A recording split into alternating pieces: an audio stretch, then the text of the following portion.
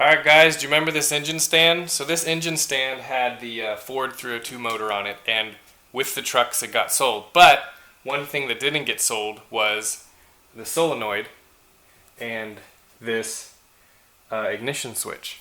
So crazy thing, I went in here to look at the solenoid and figure out how it connects. So the left side goes to the starter, right side goes to the battery, and then the negative cable is going to ground to the motor. I actually might take these battery cables and swap them with what I have out there, because what I have out there is crap. But the one thing I didn't have was the ignition switch. So this switch came with a key, and I'm pretty sure it's 100% the same as the one in the car. But check out what happened when I went into the car and looked at the one in the Mercury. I noticed that the ignition switch, the wiring was pretty much hanging under the dash. So I pulled the ignition switch out. And here's the ignition switch. It's identical to the one that's on the engine stand. So I was like, well, if worse comes to worse, I have the key cylinder out of the other switch that I can use in this one. But I thought, what the heck? Let's see what happens when I use the old key. Here's the switch. This is the key I got with the car. It's a Mercury key. So as you can see, it doesn't turn it. This is the key that I got with the other ignition switch, and it doesn't do anything either. But there's this key right here, which says AAA lock and key on it. And I was like, well, bottoms up, let's see what happens. Look at this. This key that came out of that Ford pickup truck moves the ignition switch in this Mercury. Now this switch I could probably take apart and lube up and make it all nice and stuff. It doesn't move it perfectly, but it moves it enough that, guess what, I don't have to buy an ignition switch, because this key that I had from the Ford already worked. So that's super exciting. Now what I have to figure out is, out of these 4 posts, what goes where. I have 3 choices. One says ignition, one says accessory, one says battery, and then one says ST. And if you look at these, I'm thinking this one is the one that goes on the back of it for ST, and then these 3, I have to figure out which one is accessory, which one's battery, and all that kind of fun stuff. So it shouldn't be that hard to figure out. I have a wiring diagram in the book that I have, and hopefully that will all be explained. But how do you like that? Spark plugs and an ignition switch I don't have to get from somewhere else. That's exciting. Without the battery hooked up, let's probably put that away from there so it doesn't ground itself out. So what I plan on doing is hooking up the battery and then trying all the things that don't need ignition power on to work. Those include headlights, dome lights, all that kind of stuff. I have looked at this solenoid and these yellow wires, so I'm pretty sure I figured out at least one of the wires on the ignition switch. But let's go do this test first. Hopefully our ground is good enough. I'm glad I didn't hear any sparking, because it means there's not a draw. So let's see if we can at least get the tail lights and maybe a dome light to work. Let's see. Yes, the car is coming back to life. Alright, so here's the light. I can't tell if anything on the dash is lit up. It's too bright outside. Oh, there's a light in there. Is there a license plate light? There's a license plate light. That bulb is in the trunk. But I bet you, if we put a bulb in there, that would work. And for fun, let's see if we can get the bulbs, front lights to work. Nothing. That doesn't mean they don't work. They might be burnt out in there. It looks kind of foggy on that one. But maybe it's bad connections. Who knows? This car's been sitting since at least 2006. Let's see. Oh, that. Okay, I messed with that. Maybe that will do something. Nope. No headlights. But that's okay. Now what I'm going to do, I'm going to put that ignition switch back together. and see if we can't get that to turn on, and then from there we can spin the motor over. With my test light, you can see that this will light up when I touch the two yellow ones, and that is good because that corresponds with the two that are on the solenoid. So if you look at here, right here where it says battery, that's where these ones are going to go. That's where the yellow is going to go, kind of like that. So I'm going to guess that the other two, because they're hanging the way they're hanging, they go on the corresponding ignition and accessory feeds, and we're going to put this together and see what happens. You can see when I set this in, let's see, yeah, battery on the yellow, how all these other wires are just going to kind of fall into place. So I'm pretty sure I got that issue down. Let's put it all together.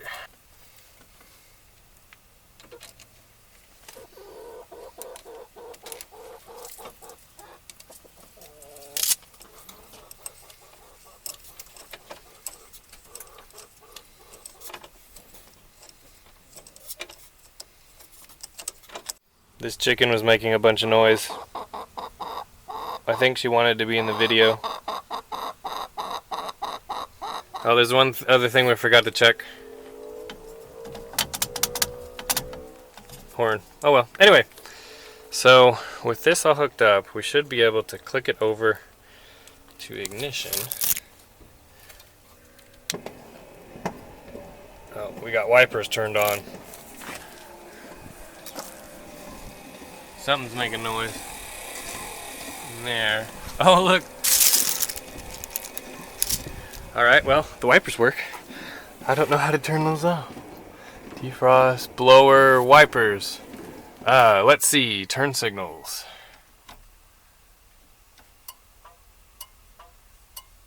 Bonk, bonk. Bonk, bonk. Alright, other turn signal. Very good. Alright, the generator light comes on. Don't know about the gauges. I highly doubt this is gonna...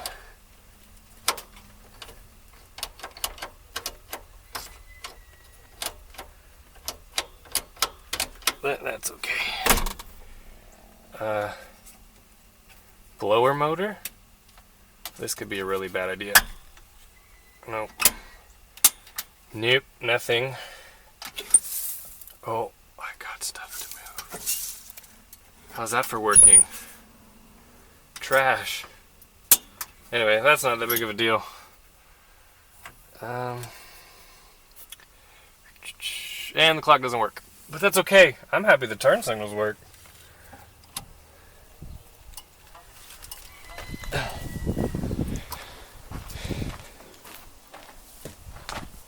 There we go. Let's put the car in reverse. First, we'll check the front signal. Hope you guys aren't bored about this stuff. I love this stuff. Look at that. Coming back to life. I have to put the car in reverse. I'm going to point this out to you. Look at this cool, like, reflective... I think this is already in reverse. I think this is off a little bit. Maybe that's why we couldn't push it. Anyway. Reverse lights come on. Nope. Nope. That's okay. Yeah, we're gonna have to look at this shift linkage. Oh, well. I guess it does work. I'm dumb and I didn't figure out how to do it. Okay, that should be reverse.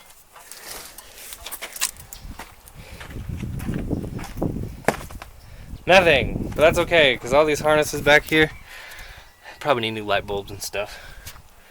That one definitely is bad. Alright, so here's the real test of how we did. We're going to turn the motor over.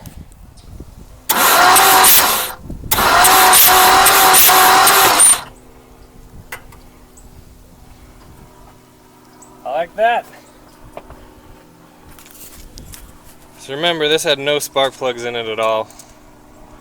So what I'll probably do next, maybe not today, it's getting a little dark, do a compression test on the motor and go from there. But I now have the motor turning over with the key, which is a lot better than it was. The guy that had it before me said he hot wired it, and it's like, you don't need to do that if you know how to do it. So next will be a compression test. As I was looking for the fuse panel, I noticed a couple things.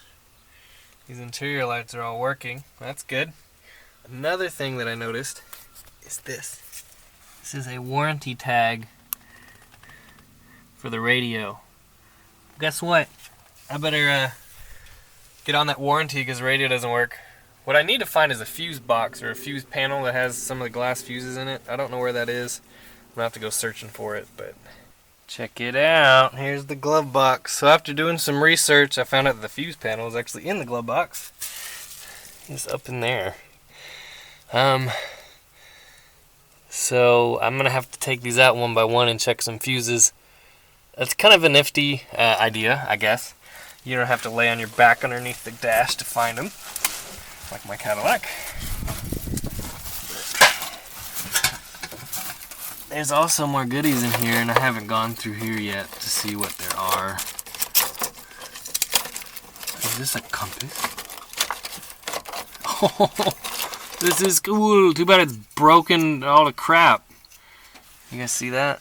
It's a compass. It's still not working right because north is, it's basically backwards. But that could have gone right there, right in that hole. That's probably exactly where it went, actually. I might put it back just to put it back. That's awesome. And looks like we got some bulbs and some screws and ooh, fuses. Oh, a new wrench. That's good. And then some broken taillight crap, which isn't surprising. But yeah, nothing but good stuff in there.